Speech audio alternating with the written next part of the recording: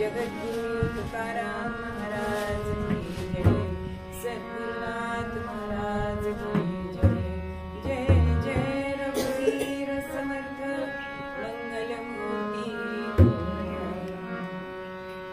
यदा लंबोदरं सतां प्रद्युम्न संभवं तदा लंबे दयालंबं लंबोदरपदां शारदा शारदा भोजवदना वदना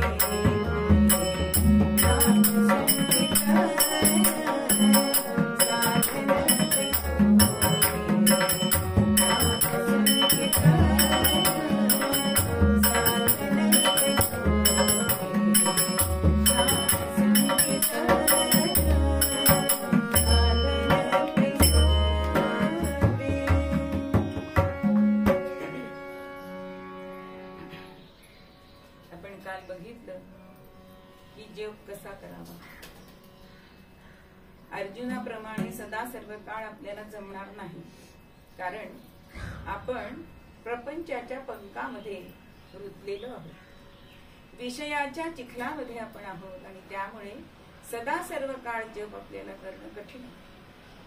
पण असा जप करताना मन आपलं थाऱ्यावर राहत नाही हे आपण बघितलं. पण त्यासाठी काय करायला पाहिजे हो?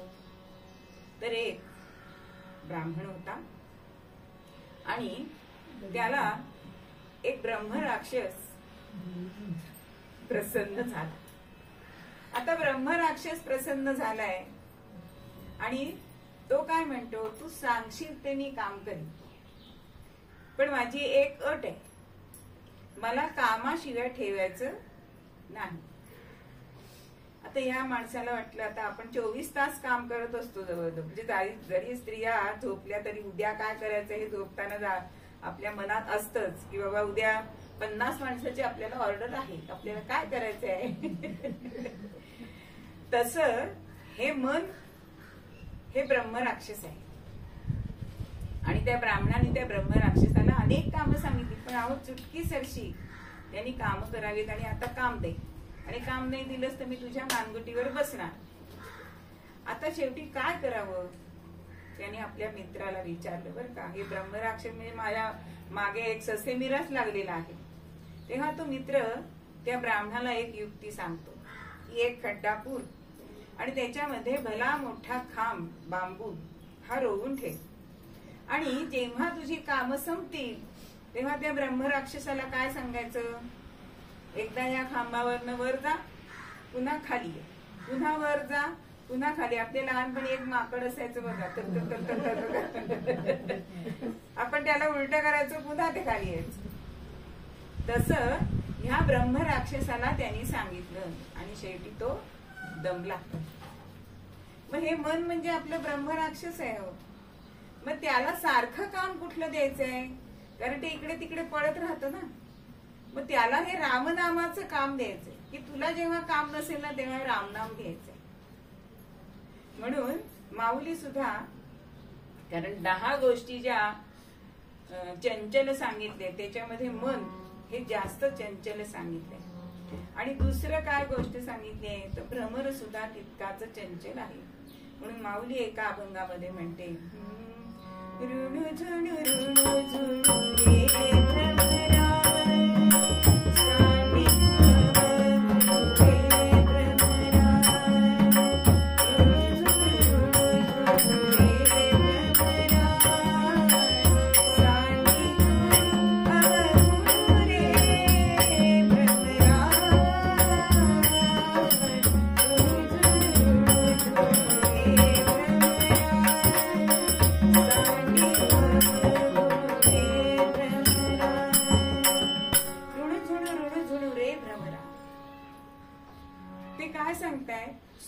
सुगंधू रे भ्रमरा. सुमन म्हणजे आपलं चांगलं मन, बरं का. सुमन म्हणजे त्याचा अर्थ एक फूल सुद्धा होत. पण आपलं मन हे जर चांगलं ठेवायचं असेल तर चरण रजाचा जो चरण कमल जे सद्गुरूंचे आहे त्याला तू कमळ कर आणि तिथे तू सतत रुंजी घालत राहा. म्हणजे हे रामनाम तुझ्या मुखामध्ये आपोआप येईल. कारण आपण विषय वाचला तिकडे जात असतो, सारखा हा भ्रमर हा तिकडे जातो. मग तिथे खरंच परिमल येईल का हो? विषय म्हणजे गटारगंगा आहे, इथे सुगंध येईल का? पण जेव्हा आपण सद्गुरूंच्या चरणाचा आसरा घेतो त्यावेळी हा परिमल जो आहे तो भरून उरणार आहे. म्हणून ह्या सद्गुरूंच्या चरण कमलाच्या ठिकाणी तू भुंगा हो असं माऊली ह्या अभंगामध्ये सांगतात. मग आता आपण काल बघितलं की जप कसा करावा. आपण बघितलं की आसनावर बसून करावा, माळ राखू नये. त्याच्यामध्ये अजून एक गोष्ट राहिली आहे, कारण घरी गेल्यावर मी विचार करते आज काय सांगायचं राहिलं. तर एक गोष्ट असं सांगायची राहिली काल की मेरुमणी जो असतो तो ओलांडायचा नसतो, त्याला दोष आहे.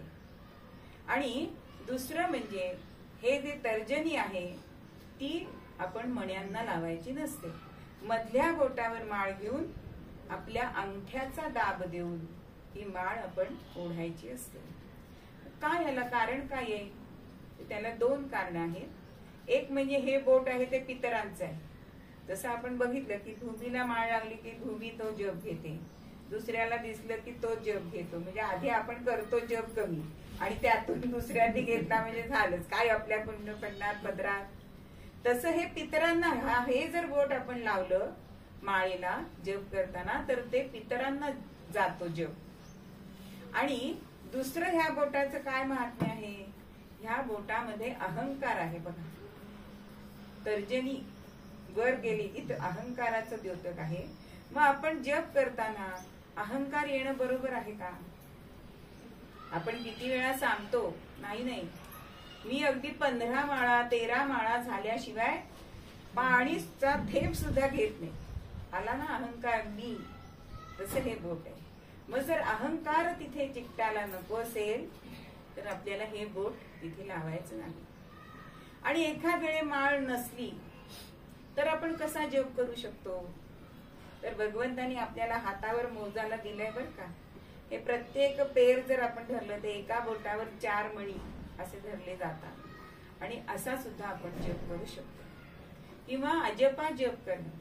जेव्हा आपली वाणी परावाणीतून आपलं नामस्मरण होतं, सुरू होतं, त्यावेळेला आपला अजपा जप चालू होतो. अजपा जप म्हणजे काय? श्वासागणिक नामस्मरण आपलं पावलोपावली.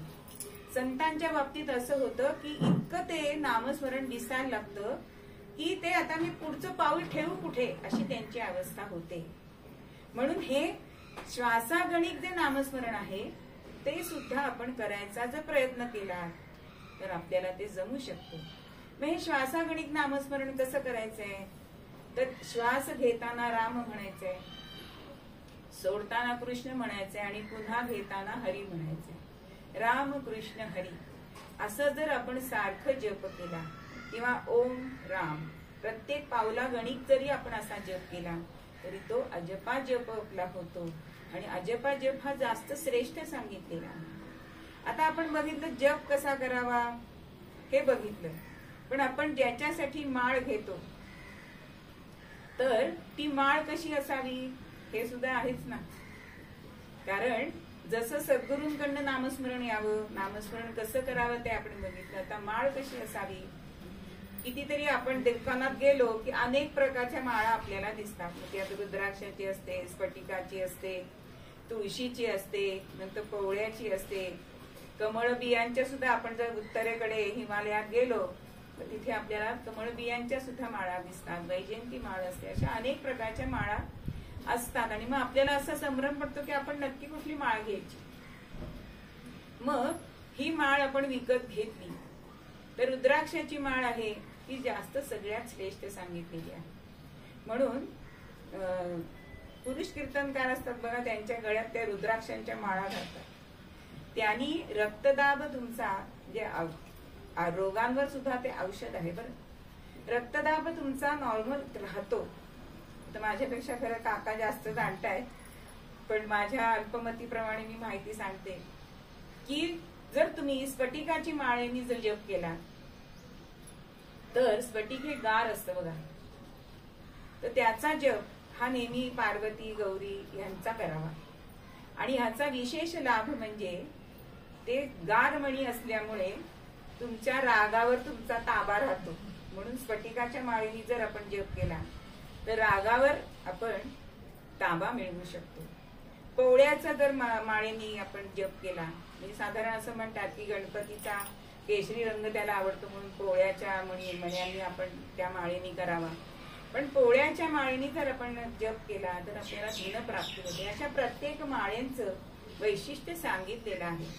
पण आपण दुकानातनं माळ घेतली आणि लगेच आपण जप करायचा का?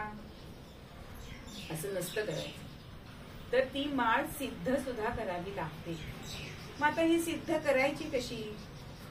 तर ती सिद्ध करताना पहिला अगदी सोपा उपाय म्हणजे गुरुचरणाच्या वर आपण ती माळ ठेवली तर ती ताबडतोब चार्ज होते. हल्लीच्या भाषेत सिद्ध होते. त्याला आपल्याला दुसरं काही कष्ट करावे लागत नाही. म्हणून बघा, आपण गोंदवल्याला गेलो की समाधीला का माळ लावून घेतो? कारण त्यांचं ते गुरुतत्व त्या माळेमध्ये येतं. म्हणून अशी माळ ही सिद्ध होते.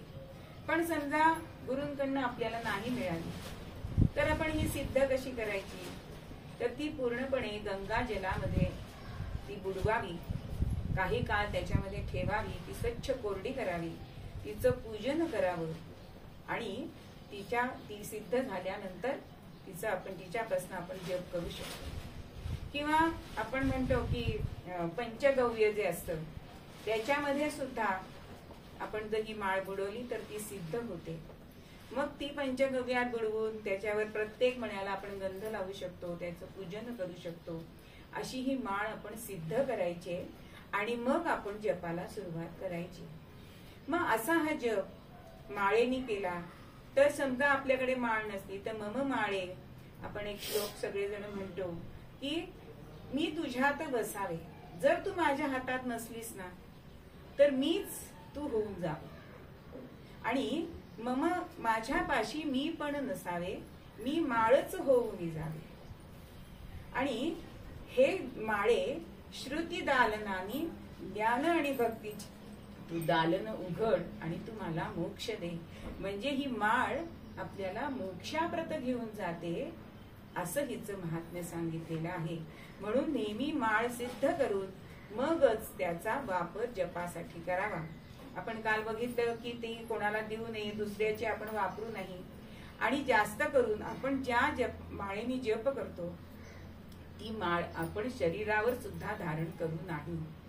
कारण आपलं शरीर हे खरं म्हणजे अपवित्रच आहे. ते कशापासून निर्माण होतं हे मी इथे गादीवर सांगायला नको. म्हणून जरी देह हा आपला आपण सार्थकी लावायचा असला तरी सुद्धा माळ आपण शक्यतो जपाची माळ गळ्यामध्ये घालू नये असा संकेत सांगितलेला आहे. मग आता हे सगळे जप करायचा कसा झाला, बसायचं कसं झालं, सगळे उपचार झाले. पण तरी सुद्धा नाम करताना आपल्या हातून जे अपराध होतात, जे 10 अपराध ते न करुनी करावे नाम शुद्ध असं सांगितलेलं आहे.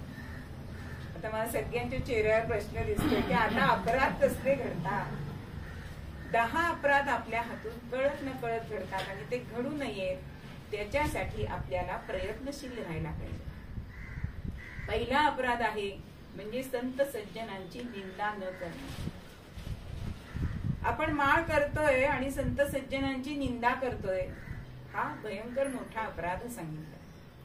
त्यानंतर हरी आणि हर ह्याच्यामध्ये द्वैतभाव नाही, त्यांच्यामध्ये तुलना करायची नाही, हा सुद्धा एक अपराध सांगितलाय.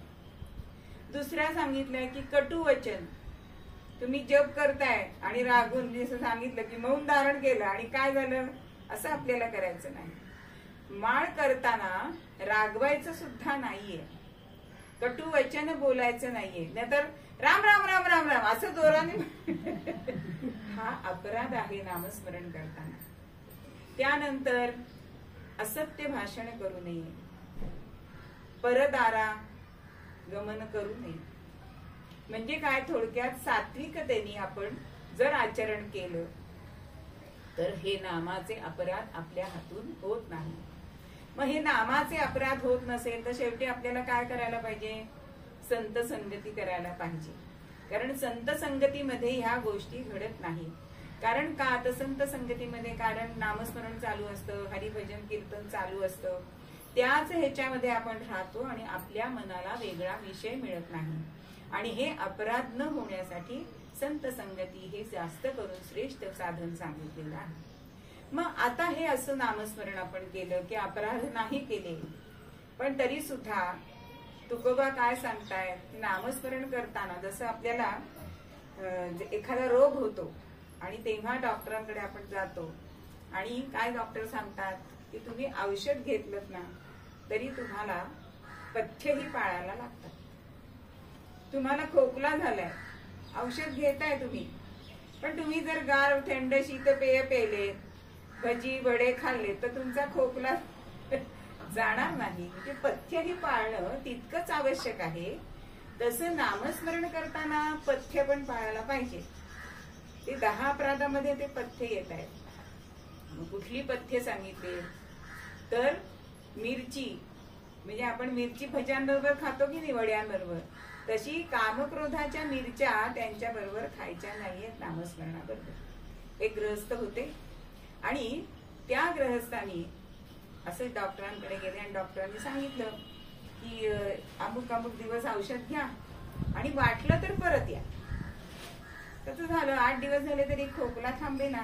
डॉक्टरांनी काय पथ्य सांगितलं होतं वैद्यांनी की बाहेरचं खाऊ नका. पण या माणसाने काय केलं, शब्दशः अर्थ घेतला, बाहेरचं खायचं नाही. बाहेरचे वडे आणले बाहेरचं कव्हर काढून टाकलं आणि आतलं खाल्लं, चालेल का? वैद्याने विचारलं तुम्ही काय नक्की आहार घेता? तुम्ही सांगितल्याप्रमाणे मी बाहेरचं खात नाही, वडे आणले आणि बाहेरचं कव्हर काढून टाकलं. असं चालणार नाही.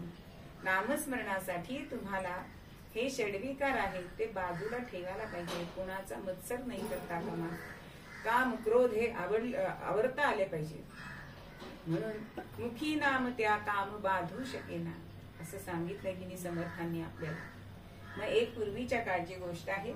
मोठा वाडा होता आणि त्या वाड्यामध्ये त्या वतनदाराची जी मुलगी होती ती अत्यंत रूपवान होती. आता ती मुलगी इतकी सुंदर होती, उपवर झालेली होती आणि त्या वाड्यामध्ये पूर्वीच्या काळी आपल्याकडे भंगी संडास साफ करण्यासाठी येत असत. तर तो भंगी सुद्धा तरुण होता आणि तो तिच्या प्रेमात पडला. आता त्या काळातली ती गोष्ट असल्यामुळे जुन्या काळातली विवाह होऊ शकणार नाही हे त्यालाही समजत होतं, पण मन पुन्हा पुन्हा पुन्हा तिच्यापाशी जात होतं. आणि शेवटी तिला एकदा त्यांनी गाठलंच आणि सांगितलं की तुझ्यावरती माझं प्रेम आहे, काय आपण करू शकतो? तर ती म्हणते की आपण तर आता खुलेआम तर भेटू शकत नाही, मग तुम्ही असं करा की तुम्ही एक साधूचा वेश घ्या आणि एका त्या लांबच्या गावाबाहेर जे देऊळ आहे मारुतीचं तिथे तुम्ही ध्यानधारणा करताय असं सोंग करा आणि बघू 15 दिवसांनी काय होत आहे. आता होता होता सगळ्या गावातल्या लोकांना कळलं की एक कोणीतरी बाबा आले, चांगले दिसायला भंगी होता तरी चांगला होता, त्यामुळे साधूचा वेश केल्यावर तो अजून खरंच साधू वाटायला लागला. लोक त्याच्या पुढे येत आहेत, काहीतरी फळं फुलं काय ठेवतायत, कोणी शाल देत आहे, कोणी त्याला कफनी देत आहे. होता होता कारण हा बसलाय म्हणजे जप करत बसलाय.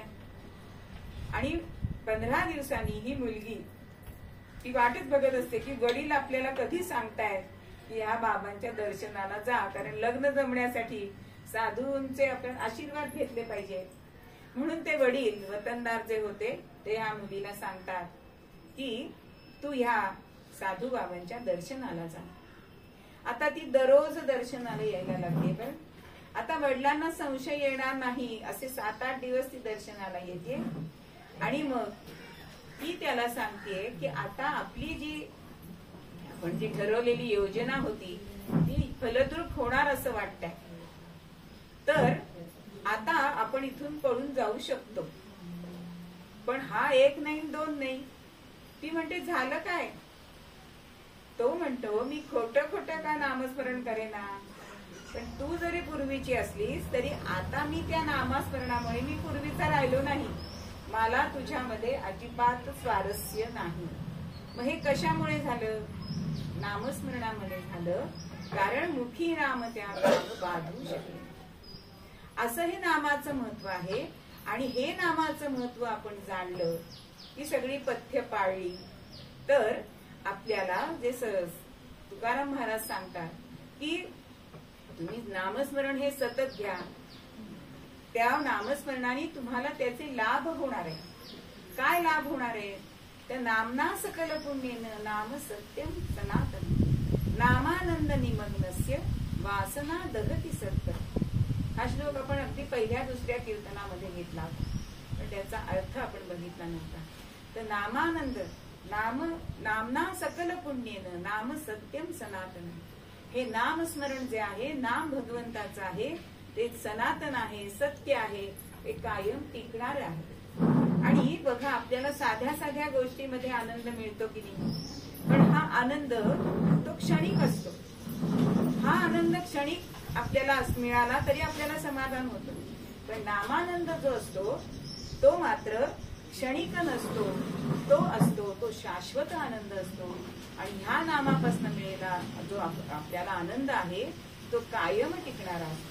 म्हणून नाथ महाराज सुद्धा एका अभंगामध्ये सांगतात आवडी निभावे हरी नाम घेसी, आवडी निभावे हरी नाम घेसी, तुझी चिंता त्रासी सर्व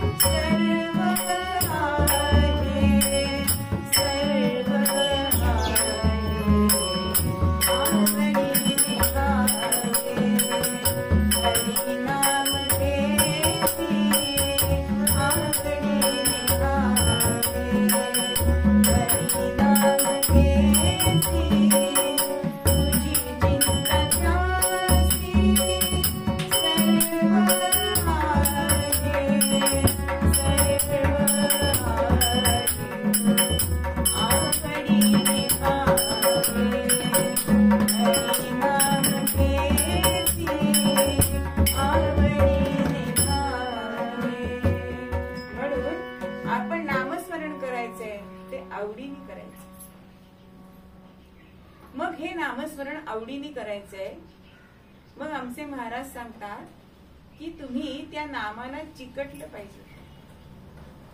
कारण जिथे आपली आवड असते ना, ती गोष्ट आपल्याला करायला कोणाला सांगायला लागत नाही की तू बाबा अमुक एक कर. आता मुलांना सांगायला लागतं का मोबाईल हातात घे, हो मुलांच्या हातात तो मोबाईल काढून घ्यावा लागतो की नाही.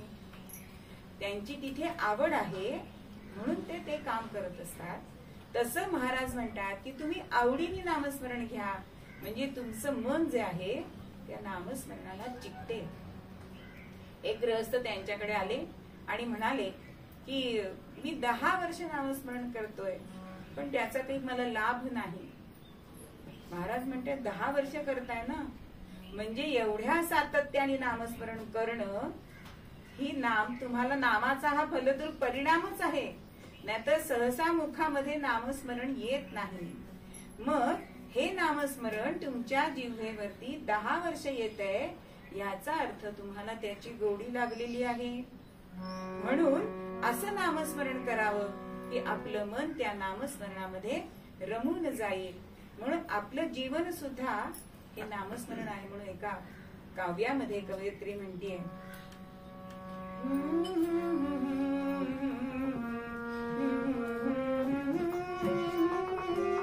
जपमाळ माझ्या आयुष्याची, जपमाळ माझ्या आयुष्याची, तुझ्या नामात बिंब पितानी, तुझ्या नामात बिंब पितानी,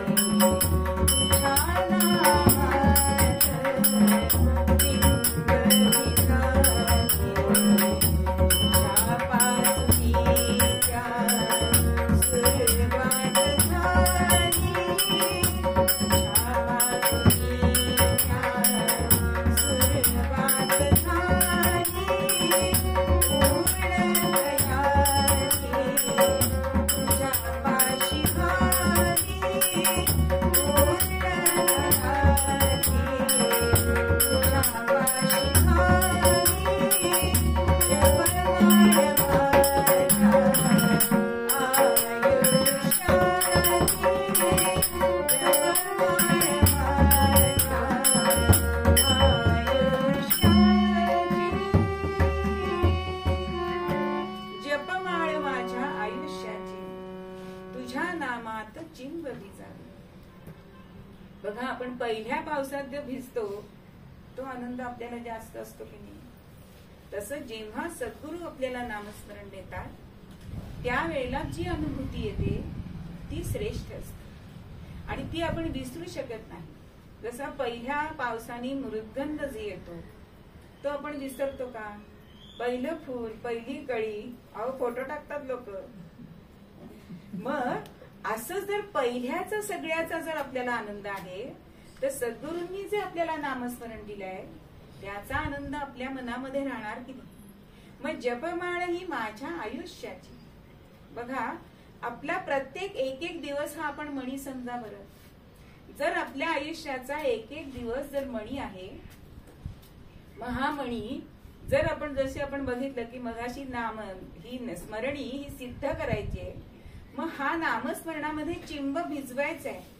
तसं सिद्ध करताना आपण गंगा जलामध्ये ना ती स्मरणी बुडवली आणि तिला सिद्ध केली. तसं हे आपलं आयुष्य आपण सिद्ध करू शकतो. म्हणून एक एक मणी नामस्मरणाचा त्या दिवसाचा या सद्गुरु पदकमलावर आपण घातला. कारण आपण त्यांच्यापासून सुरुवात करतो, आपण स्वतःहून नामस्मरण घेत नाही. जेव्हा आपल्याला सद्गुरु हे नामस्मरण देतात तेव्हापासून आपण नामस्मरणाला सुरुवात करतो. मग पहिल्यांदा आपण रांगते असतो म्हणून आपल्याला सद्गुरु माळ हातामध्ये देतात, पण त्यानंतर मात्र जसं मूल चालायला लागतं तसं तसं ते स्वयंभू होतं, स्वतःहून आत्मनिर्भर होतं ना. आत्मनिर्भर शब्द सगळ्यांना माहिती आहे. आत्मनिर्भर जसं ते होतं तसं आपण नामस्मरणामध्ये आत्मनिर्भर व्हावं अशी सद्गुरूंची इच्छा असते. सद्गुरूंना असं वाटत असतं की मी सांगून ह्यानी नामस्मरण करण्यापेक्षा ह्यानी जर स्वतःहून नामस्मरण केलं तर ते मला खचितच जास्त आवडेल. म्हणून सद्गुरूंपासून नामस्मरण जे सुरुवात होते, मग त्या नामस्मरणाची शेवट सुद्धा मला तुमच्याच पायाशी येऊ दे. देव नामस्मरण सदा आपण बघितलंय की अंतकाळी सुद्धा नामस्मरण जर आपल्याला यायला हवं असेल तर त्याचा जसं एखादी गोष्ट ताबडतोब येते का, ती सरावानी येते. कुठलीही गोष्ट, मग ते कुठले खेळाडू असू देत, जिम्नॅस्टिक करणाऱ्यांना लगेच जिम्नॅस्टिक येतं का हो, त्यांना कायम सराव करावा लागतो. मग हा सराव त्यांच्या अगदी अंगवळी पडल्यानंतर तिथे ते बक्षीस मिळवू शकतात. मग आपण सुद्धा नामस्मरणाची सवय ह्या जिव्हेला लावल्याशिवाय आपल्याला सद्गुरूंकडनं कृपेचं बक्षीस मिळेल का? मग हे सगळं जर त्यांची कृपा आपल्याला मिळवायची असेल, त्यांच्या कृपेचा मेवा मिळवायचा असेल तर आपल्याला सदोदित सदा सर्व काळ हे नामस्मरण करायला पाहिजे. आणि हे नामस्मरण अत्यंत सोपं आहे, साधं आहे, सुलभ आहे, फुकट आहे. बघा, एखाद्याला असं सांगितलं की हे औषध आहे, म्हणजे आजारी माणसाला असं वाटत असतं की औषध गोड असावं, हो की नाही? कडू औषध कोणाला आवडत नाही. मग आपण ते सतत कडू विषय घेत असतो, पण त्याच्यात आपल्याला गोडी असते. पण सद्गुरुनाथ आपले असतात, ते औषध देतात, ते नामस्मरणाचं औषध देतात. आणि हे औषध सोपं पण आहे, घरगुती घरात आणून दिलं जातं बघा. मग एवढं सोपं औषध आहे, पण ते आपण रुचीने घ्यायला पाहिजे की नाही, त्या जिव्हेवर ते आपण मांडलं पाहिजे, सतत तिला त्याचं वळण लावलं पाहिजे की इंद्रियाला सवय होते. जसं सखूच्या आख्यानात आपण बघितलं की सकळ इंद्रिया पडली वळण, तिला सासूबाईंनी सांगितलं तरी सुद्धा तिच्या मुखातून नामस्मरण येत होतं की नाही. इतक्या संतांची आपण आख्यानं बघितली, प्रत्येक जण नामस्मरण करत होता आणि त्या नामानी उद्धरून गेली. मग असं हे नामस्मरण जर उद्धरून देतोय, हा नरदेह सार्थकी लावतोय, तर असं नामस्मरण आपण का बरं करायचं नाही? आणि हेच आपल्याला मूळ पद्यामध्ये तुकोबा सांगताय.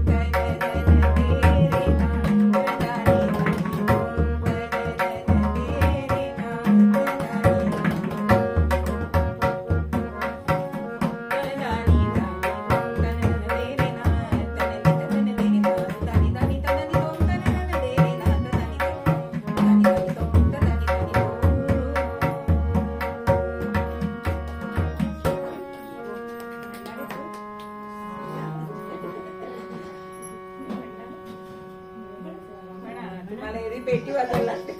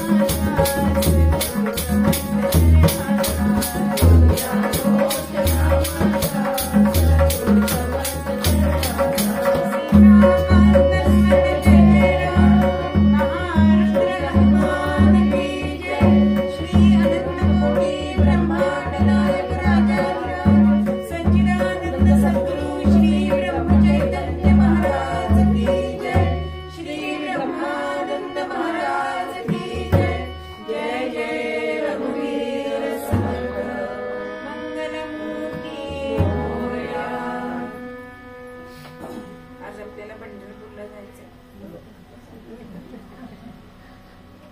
शिंपी जातीमध्ये जन्माला आलेले आमचे नामदेव की झाले अधिकारी भक्त तरी जो असे लाडका गाऊनी हरिनाम ते वदनी सतत झाला त्याचा सखा.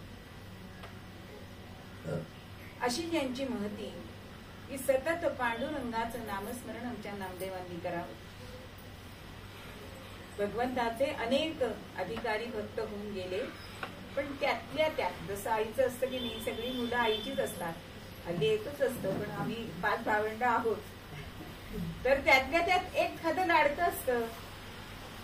आई सगळ्यांचं करते, पण त्यातल्या त्यात असतं की नाही, तसं भगवंताचा लाडका भक्त आमचे नामदेव महाराज होते.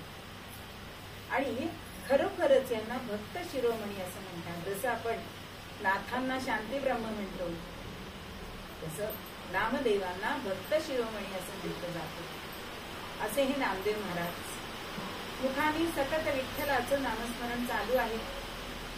आणि दामा शेती आता थकलेत. कायम बाजारहाट करायला जायचं, कापड घेऊन यायचं, त्याचे वस्त्र शिवायचे, ते विकायला जायचे. असं आता करता करता कधीतरी माणसाला निवृत्ती हवी असते. मनाने निवृत्त झाला की खरी निवृत्ती येते, पण आता करतच राहायचंय. मुलगा काही करत नाहीये संसारासाठी, कारण पांडुरंगानेच नामदेवांचा विवाह लावून दिलाय. तर म्हणून धनिकाची पत्नी, धनिकाची मुलगी त्यांची पत्नी राजाई. तर आता वाढता संसार झालाय. म्हणजे हे गोणाई आणि दामाशेटी, नामदेव आणि राजाई, आणि त्यांना 4 अपत्ये होती. नारा, विठा, गोंद्या, महादा असे 4 मुलगे त्यांना होते. संसार वाढता आहे आणि अजून नामदेव काही संसाराला लागले नाहीये. नुसतं हरिनाम करून कसं बरं चालेल. आता दामाशेटी असं मनात विचार करताय, मी आज आहे म्हणून संसार चालतोय ह्याचा, पण नुसता भगवत नामावरती संसार चालेल का. म्हणून एक दिवस असं ठरवलं आणि नाम्याला जवळ बोलवलं.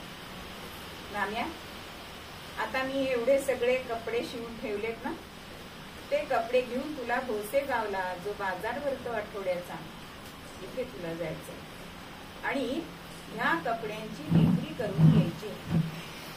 मला आता शरीराने जावत नाही, मी थकलोय आणि मी आहे तर तुला मार्गदर्शन करीन. आता तुला ह्याच्यात थोडस लक्ष घालायला पाहिजे, कारण बघ, परमार्थामध्ये जसं चित्त लागतं तसं शरीरामध्ये पित्त लागतं, तसं संसारामध्ये रिक्त लागतं की नाही, असं समजत आहे. तर पण नामदेव महाराज नामस्मरण करत ते ऐकताय. होता होता बाजाराचा दिवस येतो आणि मोठं गाठोडं बांधून रामाशेटी ते एका घोड्यावर ठेवतात आणि म्हणतायत की तुला आज जायचंय म्हणजे जायचंय, आणि मी काय सांगतोय ते नीट ध्यानात धर. कपडे कोणालाही उधार द्यायचे नाही. तुला गुंडाळतील, कारण माहिती आता मुलाचा स्वभाव, नामस्मरण घेऊन म्हटलं की हात देऊन टाकेल फुकट कपडे. असं करायचं नाही. फुकट कोणाला द्यायचे नाही, रोखीने पैसे घ्यायचे, कपडे विकायचे आणि हा सगळा माल तुला विकून यायचा. आता राजाईला सुद्धा, पत्नीला आनंद झालाय. अहो, आपल्या नवऱ्यानी थोडी जरी कमाई केली तरी बायकोला त्यात आनंद असतो. जसं तिने आज त्यांना गोडाचा शिरा केलाय आणि म्हणते की तुम्ही हा गोडाचा शिरा खाऊन जा बरं.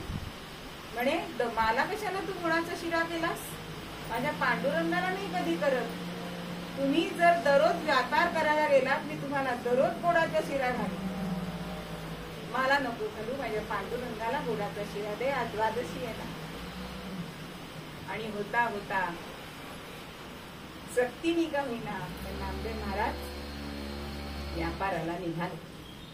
आता पंढरपूरहून जवळ असते भोसे गाव होतं आणि त्या भोसे गावाच्या मध्ये जाताना एक माळरान होतं आणि मुखाने विठ्ठल विठ्ठल राममुखी ते विठ्ठल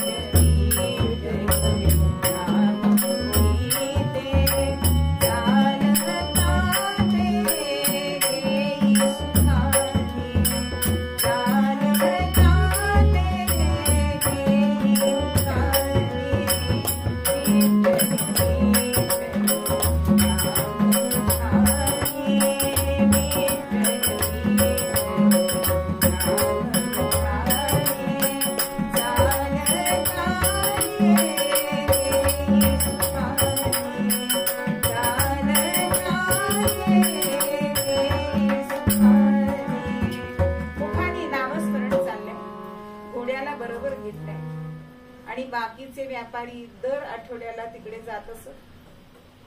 आणि आता आपापसात 5-6 जण गप्पा मारतायत की आज दामाशेट्टी कसं आले नाही. आणि दामाशेट्टी आले नाहीत, येणारच. तो पोरगा कुचकामी आहे. अहो, स्वतःच अन्न खाऊन दशकरच्या भाकऱ्या भाताला लोकांना आवडत असतं बरं. तसंच हे सगळे व्यापारी होते. आणि दामाशेट्टी किती उतारवय झालाय, पण त्यांना काही हा नाम्या विश्रांती देत नाही. काय करावं, पण ते आल्याशिवाय राहणार नाही, कारण संसाराचा गाडा त्यांना ओढायचा आहे. अहो, 4-4 मुलं पदरी आहेत, तरी हा नाम्या काही धंदा करत नाही. अशी त्यांच्याबद्दल जितकी निंदा नालस्ती करता येईल तेवढे हे सगळे करताय. आणि इतक्यामध्ये या सगळ्यांना विठ्ठल विठ्ठल नामस्मरण ऐकून आलंय. इतक्यामध्ये चाले शिंपी कुल वैभव भक्त शिरोमणी, व्यापार करिता नाही विठ्ठल विठ्ठल सदा मुखी नाही. अहो, नामस्मरण हे सतत करणारे आमचे नामदेव महाराज. आणि त्या विठ्ठलाच्या नामाचा गजर या सगळ्यांच्या कानावर आलाय. आणि म्हणतात आज कुठे सूर्य पश्चिमेला उगवलाय, नाम्या कसा काय आलाय, अशी चर्चा चालली. आणि जरा याची फिरकी घेऊया म्हणून सगळे त्याच्या जवळ जमा झाले. आणि सगळे उपहासाने त्यांना म्हणतायत, काय आज तू आलास, दामाशेट्टींना बरं नाही की काय. नाही नाही, चांगले आहेत, पण मला आज विठ्ठलाने सांगितलंय की तू व्यापार करायला जा, म्हणून मी आलो. असं म्हटल्यानंतर विठ्ठलाने सांगितलंय. आता प्रत्येक जण त्या विठ्ठलात दगडच बघतायत, दगडाची मूर्ती बघतायत, त्यांना खरा विठ्ठल कसा दिसणार. आणि गोसेगाव यायच्या आधी मध्ये एक मोठं माळरान होतं बरं. आणि त्या माळरानामध्ये अनेक असे छोटे मोठे दगड होते. आणि हे लोक म्हणतायत की अरे, तो दगडाचा विठ्ठल ज्याने तुला सांगितलं व्यापार करायला. ते म्हणतात, अहो कसं तुम्ही दगडाचा त्याला म्हणता, तो माझ्याशी बोलतो, माझ्या कीर्तनात येतो, तो दगडाचा नाही. मग तुला हे सगळे दगड हे पांडुरंग वाटतात. अर्थात चराचरामध्ये माझा पांडुरंग भरलेला आहे. मग ह्या दगडांमध्ये सुद्धा, माळरानाच्या दगडामध्ये माझा पांडुरंगच आहे. आता एक जण म्हणताय, ऐकताय ना हो विश्वंभर भट, अहो जगन्नाथ शेठ, ऐकताय ना काय म्हणतोय हा नाम्या. ह्या सगळ्या दगडांमध्ये त्याचा पांडुरंग आहे. बघ नाम्या, नंतर बदलू नकोस तुझं वचन. अहो नाही, जे सत्य आहे ते मी कसं बदलीन. आणि होता होता एका गृहस्थानी मात्र त्यांना विचारलं, हा तुझा पांडुरंग आहे, तो माळरानामध्ये आहे. अरे त्याला किती थंडी वाजते, कधी कधी उन्हामध्ये तापतात. मग ते हे वस्त्राशिवाय आहेत.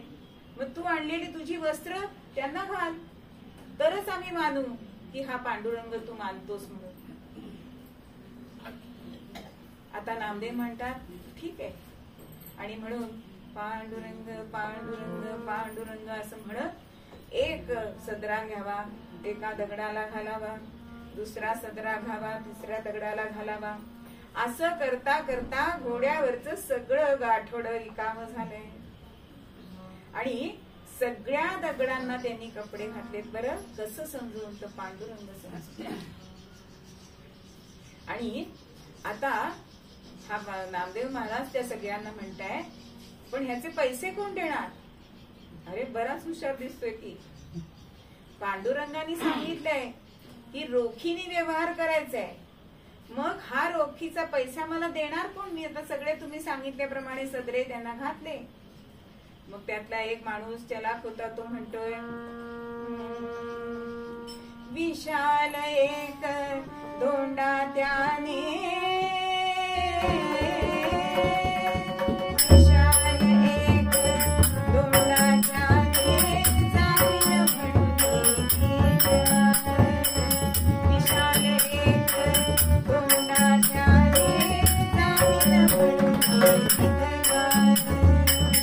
या कपड्यांचे धन घेई, या दगडांचे धन घेई.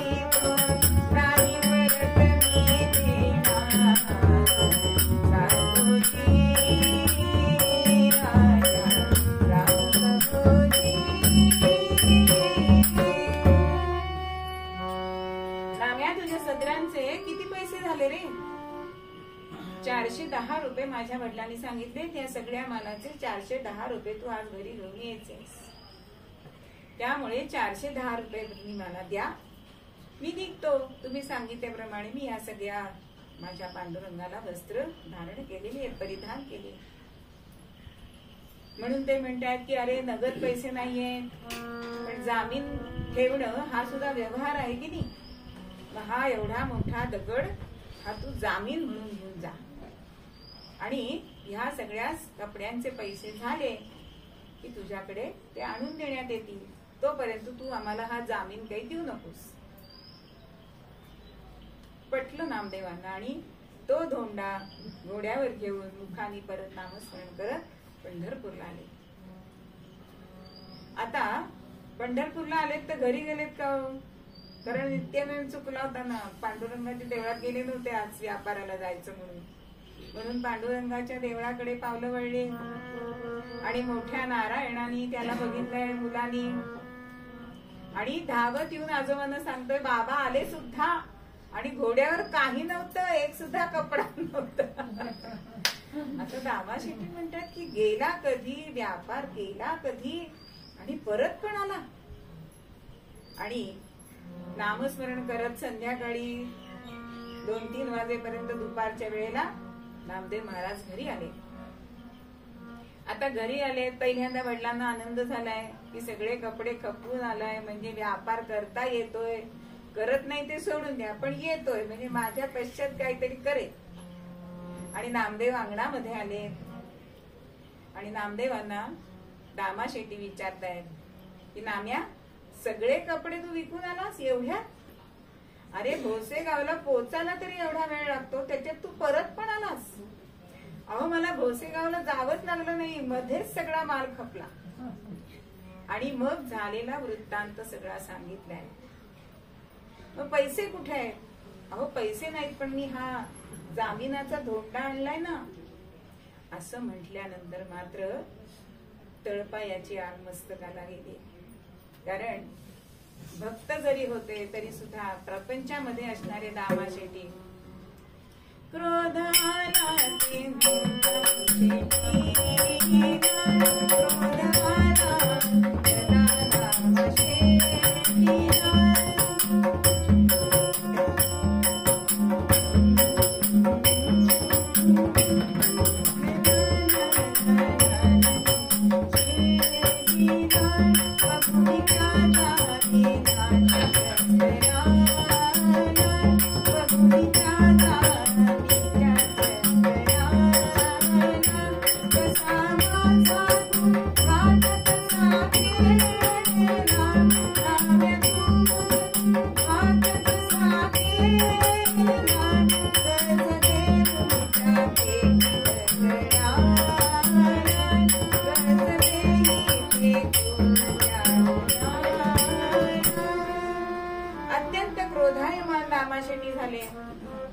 आणि म्हणतायत अरे अरे नाम्या काय म्हणावं तुला, हा धोंडा कधी जामीन होऊ शकतो का? कुठलं माझ्या बदरी पाप आलाय म्हणून तुझ्यासारखा मुलगा मला प्राप्त झाला.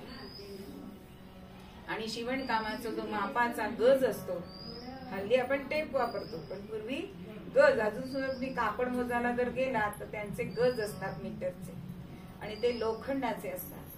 आणि हातातला गज त्यांनी नामदेवांना मारला, पण तो नामदेवांना लागला नाही, तो लागला त्या धोंड्याला. आणि काय मंडळी चमत्कार झालाय. स्पर्श होता स्पर्श गजाला, त्या धोंड्याचा त्वरित तो झाला सोन्याचा. अहो गज त्या दगडाला लागलाय, आणि क्षणामध्ये तो गज अख्खा सोन्याचा झालाय. कारण तो धोंडा कसला होता, परीस होता. आणि अहो जिथे भगवंत सहाय्य करता आहे ना, तिथे कशाला हो चमत्काराला वानवा नाही. आणि दामा शेट्टींचं लक्ष गेलंय की तो सोन्याचा झालाय. आणि राग कुठल्या कुठे पळालाय. आता घरातला काथा म्हणू नको, पळी नको म्हणू. आता हल्ली स्टीलच्या आहेत, पण तेव्हा लोखंडाच्या असायच्या. दाराच्या कड्या काढलीत, बॅगाच्या बॅगा लोखंडी पत्र्याच्या त्या आणलीत आणि सगळं सोन्याचं करून घेतलं. आता ही वार्ता वाऱ्यासारखी पसरलीये आणि कोणाच्या कानावर गेलीये? त्या व्यापाऱ्यांच्या कानावर गेलीये. आणि मनामध्ये मांडे खात होते की कसं आपण नाम्याला फसवलं. पण जेव्हा जामिनाचा धोंडा जो होता तो परीस निघालाय असं जेव्हा कानावर आलं, त्यावेळेला मात्र असं झालं की अरे आपण दररोज हा धोंडा बघतोय, नवे नवे त्याच्यावर बसतोय, पण आपल्याला काही कळलं नाही. आपणच कमनशिबी. त्याला म्हणून परीस म्हणून जामीन दिला, धोंडा परीसाचा. आता यांनी काय केलं, मनामध्ये मांडले खायला सुरुवात केली. तो आमचाच आहे, आम्हीच तुला दिलाय म्हणून 410 रुपये वर्गणीने जमा केले आणि नामदेवांच्या वाड्यामध्ये आले. आणि नामदेवांच्या वाड्यामध्ये आलेत आणि म्हणतायत की तो धोंडा आमचा आहे दामाशेठी. पण जामीन म्हणून ह्यांनी आणलाय ना. आता दामाशेठी सुद्धा सोडायला तयार नाहीत परीस. अहो जन्माचं कल्याण होणार आहे परीस घरात असला की. आणि मग या व्यापाऱ्यांनी 410 रुपये हे नामदेवांच्या हातात ठेवले. हे तुझे सगळ्या कपड्यांचे पैसे आणि तो धोंडा आम्हाला दे. कारण मनामध्ये काय विचार केला होता की हा धोंडा आपण घेऊ आणि सगळं आपलं उखळ पांढरं करून घेऊया, मोठी मोठी कामं करूया. जसे आपले नेते म्हणतात एकदा आम्हाला पदावर आणा, तो परिसरची खुर्ची आम्हाला द्या, मग आम्ही सगळी कामं करू. तसं हा सगळ्या व्यापाऱ्यांचं झालंय. आणि तो धोंडा घेऊन गेले पैसे देऊन. दामाशेट्टी म्हणतात अगदीच वाया नाही ना, 410 रुपये तरी मिळालेत ना. आणि हा धोंडा घेऊन बाहेरच्या म्हणजे बाहेर वेशी बाहेर गेलेत, कुणाला कळायला नको म्हणून. पण अहो ही वार्ता काही थांबते. सगळे जण तिथे येत आहेत, गावकरी येत आहेत आणि जो तो घरून आणलेलं लोखंड त्याला लावायला प्रयत्न करतोय. आधी मी लावणार, आधी मी लावणार, आधी मी लावणार असं म्हणतायत. आणि एकमेकांमध्ये चढत सुरू झाले आणि हक्काबुक्कीमध्ये त्या कोणालाच त्या जामिनाच्या धोंड्याला ते लोखंड लावता येईल. आणि शेवटी एकानी लांबनं येऊन म्हणतात ना तिकडे आपण सोनं करून घेऊ म्हणून आपली काम तिथे लावली आहे, पण सोनं झालं नाही. आता तो मोठ्यांदा ओरडलाय की हा काही परीस बिरीस नाही, बघा लावून बघा लोखंड, हा परीस नाही, सोनं होत नाहीये. आणि म्हणून भांडण सोडून सगळेजण तिथे आले. मग हा परीस कशामुळे झाला हो? कारण नामस्मरणामुळे त्यांच्यामध्ये जी शक्ती प्राप्त होती त्यामुळे नामदेवांचा हस्तस्पर्श झाल्यानंतर त्या जामिनाच्या धोंड्याला परिसत्व आले. म्हणून नामस्मरण हे परीस आहे. आपल्यासारख्या या धोंड्याला परीस करण्याचं काम हे नाम करत असते. म्हणून हे नाम फुकाचं आहे, सोपं आहे, सुलभ आहे, ते आपण घ्यावं ना. पुन्हा पुन्हा आपल्याला सगळे संत हेच सांगतात की नामस्मरण करा, नामस्मरण करा. पण आपल्याला मात्र तो परीस आहे हे जाणवत नाही आणि म्हणून आपण नामस्मरण करत नाही. पण आपण एवढा निरूपण ऐकलंय, मला असं वाटतं सगळे आता नामस्मरणाला लागणार आहे. आणि हेच आपल्याला मूळ पद्यामध्ये सांगतात की मंत्र हा जपावा सर्व काळी. तुम्ही कुठेही गेलात, प्रवासात असा, सकाळी, निघताना, अंतकाळी, निद्राकाळी, सगळ्या वेळी तुम्ही हे नामस्मरण करा. तो परीस तुम्हाला सार्थक केल्याशिवाय राहणार नाही. आणि हेच आपल्याला मूळ पद्यामध्ये तुकोबा सांगतात. नाम संकीर्तन साधन नाम संकीर्तन साधन